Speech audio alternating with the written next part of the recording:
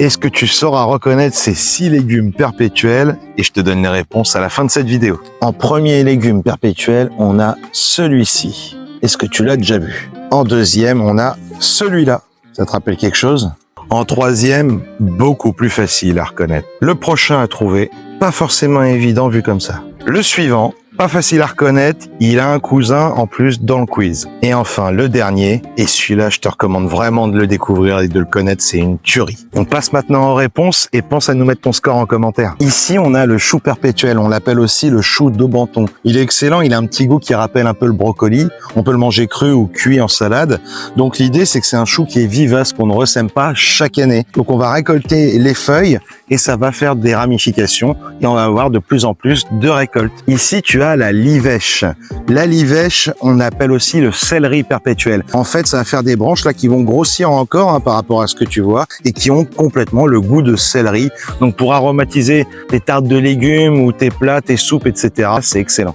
Ici, tu l'auras sûrement reconnu, on a l'artichaut. L'artichaut, en fait, il pousse pas que pendant une année.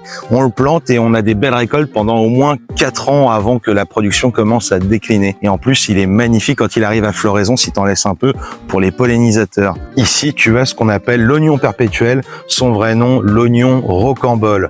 Alors, c'est excellent. On peut manger toutes les parties.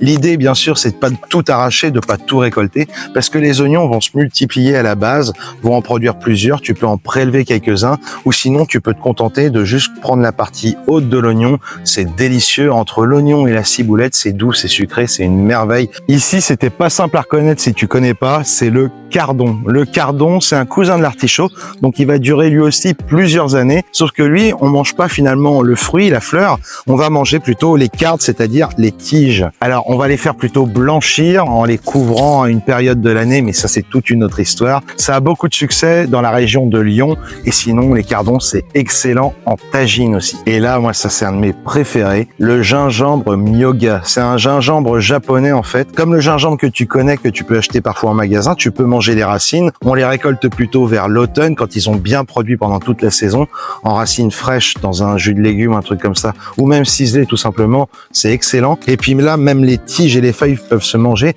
Elles sont assez douces, mais vont aromatiser tout un tas de plats et contiennent énormément de vitamines. Et l'avantage de ce gingembre, c'est que lui, il résiste jusqu'à moins 15 degrés, ce qui n'est pas du tout le cas du gingembre classique que tu as en supermarché. Donc là, on peut le cultiver en pot ou en pleine terre. C'est génial, ça pousse du feu de Dieu. Tu t'y connais maintenant un peu plus en légumes perpétuels, alors dis-nous en commentaire quel est ta préférée, et si ce genre de contenu te plaît, pense à t'abonner.